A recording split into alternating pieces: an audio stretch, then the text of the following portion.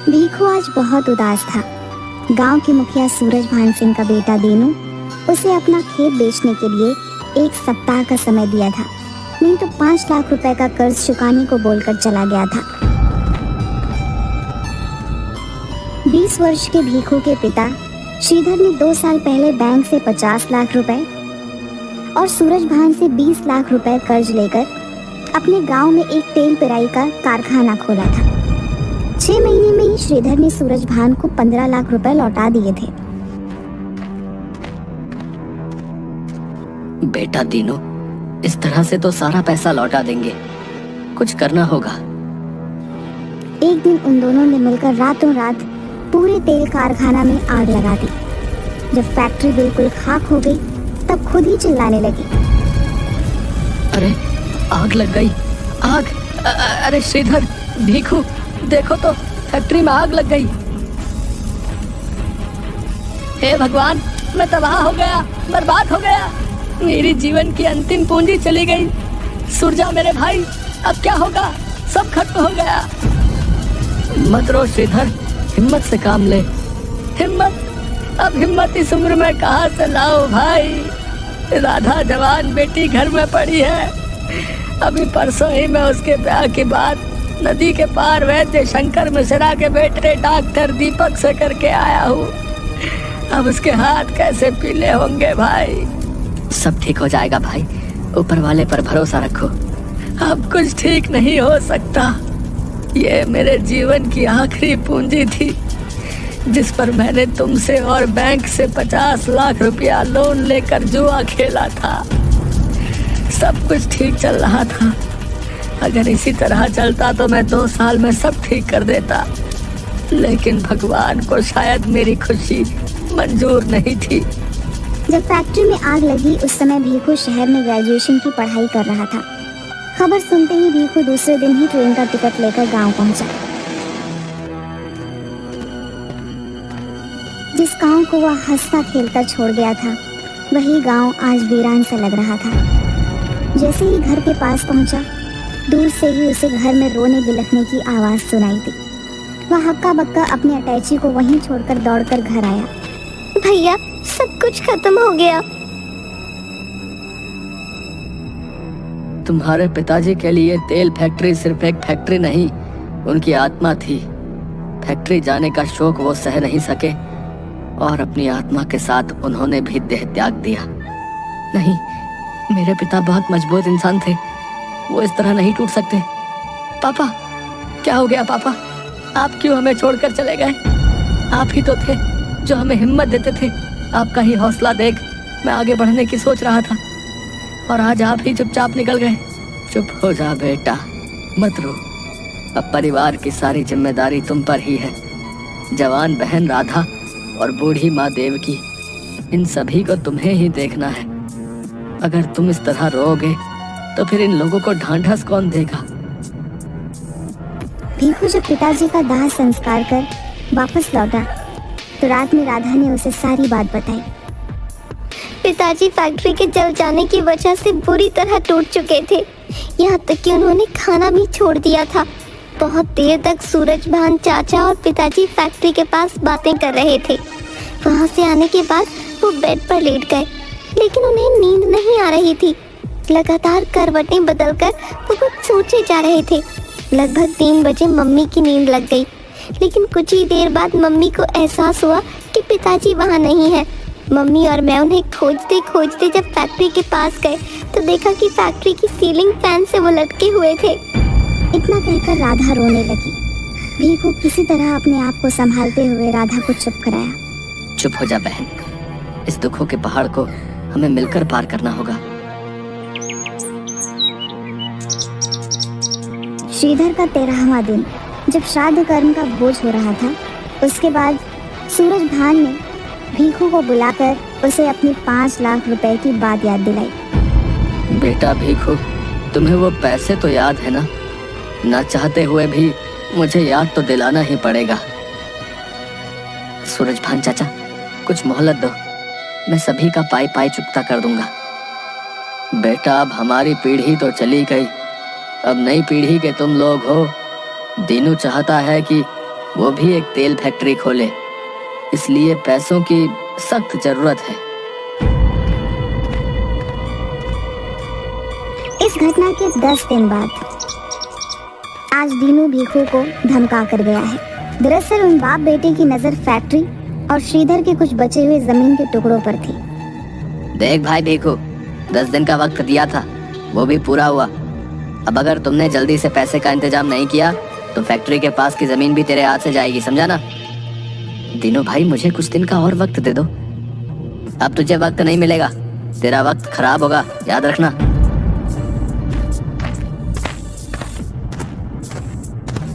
दूसरे दिन नदी पर से वैद्य शंकर मिश्रा, जो राधा के होने वाले ससुर थे, वो आए हुए थे।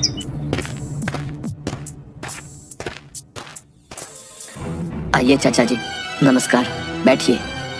बेटा भीखू, लगभग 1 महीने से मैं तीर्थ यात्रा पर था, कल लौटा हूँ तो श्रीधर के बारे में पता चला। श्रीधर मेरा बहुत अच्छा दोस्त था, हम दोनों ने हाई स्कूल साथ में पास किया था।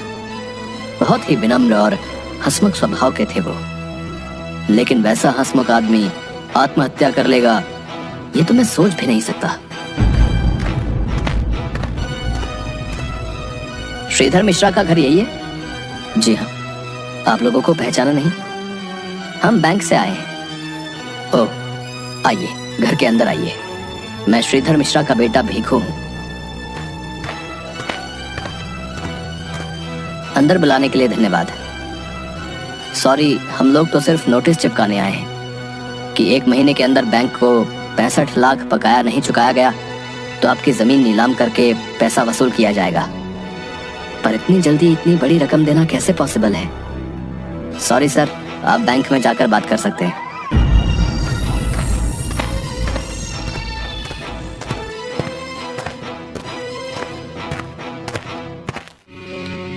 देखो भीखू, बुरा नहीं मानना, रिश्ते अपने लेवल में ही हों तो सफल होते हैं। मेरा बेटा MBBS डॉक्टर है और आज की तारीख में तुम कंगाल हो, इसलिए राधा का रिश्ता अगर अपने लेवल में ही देख लो तो अच्छा होगा। अब ठीक है, अब मैं चलता हूँ। वैद्य चाचा, आपसे ये उम्मीद नहीं थी। वैसे धन्यवाद, आपने हमें अपना फैसला शादी के पहले ही सुना दिया। जो इंसान स्टेटस देखकर रिश्ता बनाता है वो रिश्ता नहीं सौदा करता है, और हमें रिश्तेदार की जरूरत है, सौदागर की नहीं। प्रणाम।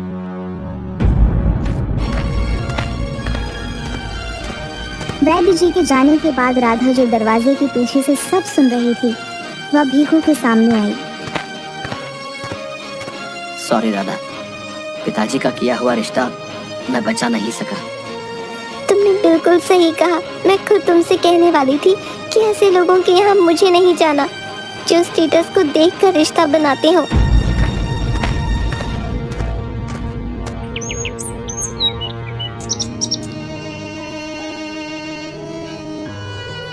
भीखू को नींद नहीं आ रही थी। रात के 12 बज चुके थे। उसे एकाएक गर्मी महसूस होने लगी। वह बेचैन हो उठा। चारपाई और तकिया लेकर वह छत पर गया। करीब 2 बज रहे थे, लेकिन उसको अभी भी नींद नहीं आ रही थी। बैंक का और सूरजभान सिंह का लोन चुकाऊंगा। लगता है एकमात्र पुश्तैनी जमीन बेचनी ही पड़ेगी। वह इसी उधेड़-बुन में था कि तभी भीखू आकाश की तरफ देखा। एक उल्का पिंड चमकता हुआ बहुत तेजी से नीचे उसके खेत में गिरा। कुछ पल के लिए लगा कि खेत में आग लग गई, लेकिन अगले ही पल खेत में उड़न तश्तरी उड़ती हुई दिखाई दी, फिर कुछ दूर जाकर विलीन हो गई। भीखू सुबह सुबह खेत पहुंचता है और देखता है कि खेत में केसर का फसल लहलहा रहा है। अरे ये क्या, मेरे खेत में केसर की फसल? ये कैसे संभव है? कहीं मेरी आंखें नहीं, क्या सच में ये हकीकत है? भीखू 5 किलो केसर बोरा में भरकर शहर बेच आया।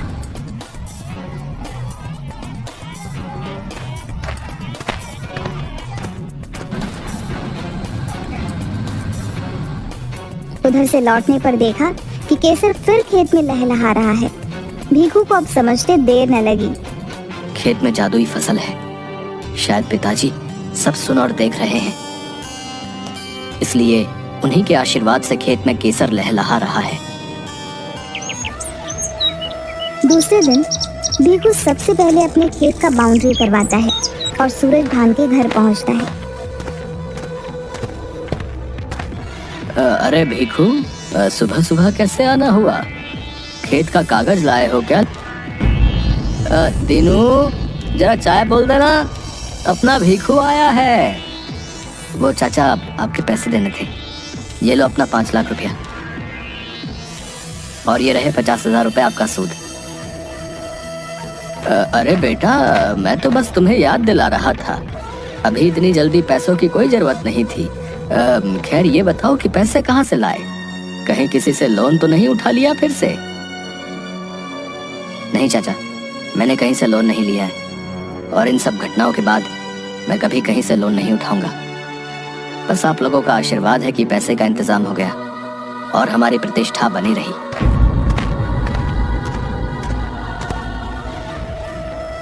बेटा दीनू, इस भीखू का पीछा करो, देखो इतनी जल्दी कहां से पैसों का इंतजाम किया इसने। खेत से करीब 10 किलो केसर लेकर शहर पहुंचा और मंडी के सबसे बड़े व्यापारी से 25 लाख रुपए में बेचकर बैंक पहुंचा।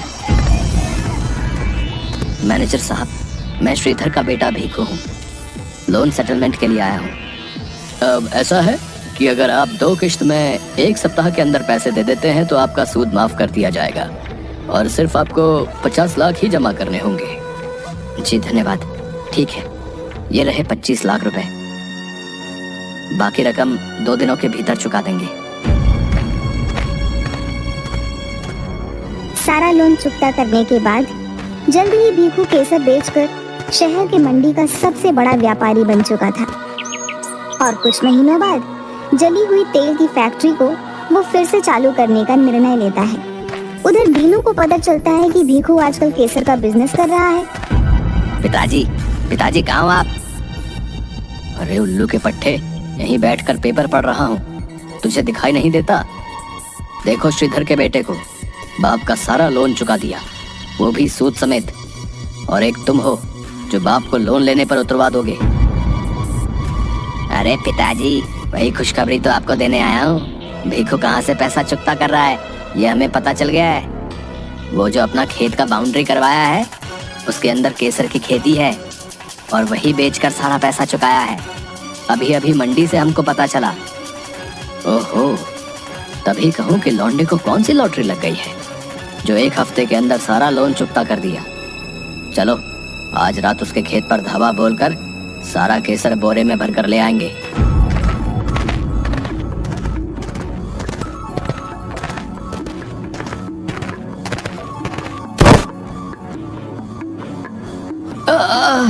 बाप रे बाप, अरे मर गया रे। अबे दीनू, अरे गधा कहीं का है, कहाँ चला गया? बाप यहाँ गिरा पड़ा है और बेटा केसर लूटने में मगन है। मर गया रे। क्या हुआ पिताजी, क्यों चिल्ला रहे हो? अबे गधे, तुम्हें दिख नहीं रहा कि गिर पड़ा हूँ बाउंड्री से? कमबख्त 8 फीट ऊंचा बाउंड्री बनवाया है। अरे यहाँ तो खाली गोबर छत्ते हैं, केसर कहाँ है? अबे गधे, यही पता किया था, मेरी कमर भी तोड़वा दिया। पर पिताजी खबर पक्की थी, चलो मशरूम ले चलते हैं, बनाकर खाया जाएगा। जमीन कूटता हरामी, अभी बताता हूँ, रुक। इधर जब भीखू फैक्ट्री के अंदर काम करवाता रहता है तभी श्रीधर की आत्मा उसके ऊपर सीसीटीवी कैमरा गिरा देती है। अरे सीसीटीवी कैमरा, मुझे तो इस पर ध्यान ही नहीं गया।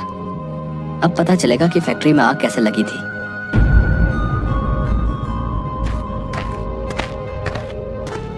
जब वो सीसीटीवी कैमरा को ध्यान से देखता है तो पता चलता है कि फैक्ट्री में आग सूरज सिंह और उसके बेटे दोनों ने लगाई थी।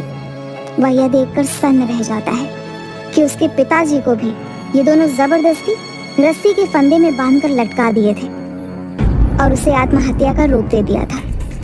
भीखू सीसीटीवी फुटेज को सीधे जाकर पुलिस स्टेशन में दे देता है।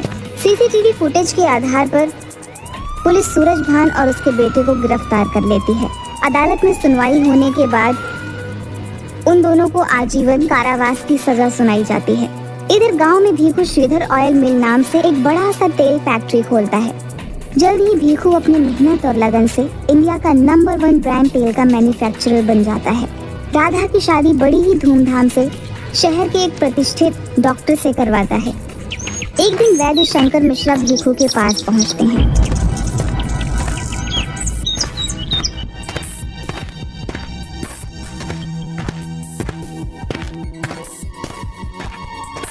अरे वैद्य चाचा, आप कहिए कैसे आना हुआ? बेटा, मैं पैसों के लालच में अंधा होकर अपने बेटे डॉक्टर दीपक की शादी एक बहुत बड़े बिजनेसमैन की बेटी से कर दी थी। ठीक है वैद्य चाचा, उसके लिए मेरा आपसे कोई गिला शिकवा नहीं है। अब बात वो नहीं है बेटा, अब शादी के कुछ ही दिन बाद बहू बेटे को छोड़कर चली गई। ऊपर से उसके बाप ने हम पर दहेज का केस कर दिया और दहेज का सारा पैसा वापस ले लिया। 3 महीने बाप बेटा दोनों जेल में रहे। ओह, कोई बात नहीं। कितने पैसे चाहिए? मैं मैनेजर से कहकर आपको दिलवा देता हूँ। अब पैसे नहीं बेटा, सुना है कि राधा के हस्बैंड का बहुत बड़ा नर्सिंग होम है, उसमें मेरे बेटे डॉक्टर दीपक को रखवा देते तो बहुत मेहरबानी होती। देखिए वैद्य चाचा, मैं उस नर्सिंग होम में तो डॉक्टर दीपक को अपॉइंट नहीं करवा सकता, लेकिन एक क्लिनिक जरूर खुलवा सकता हूँ। अब बेटा मुझे माफ कर देना, रिश्ता स्टेटस से नहीं, रिश्ता दिल से बनाना चाहिए।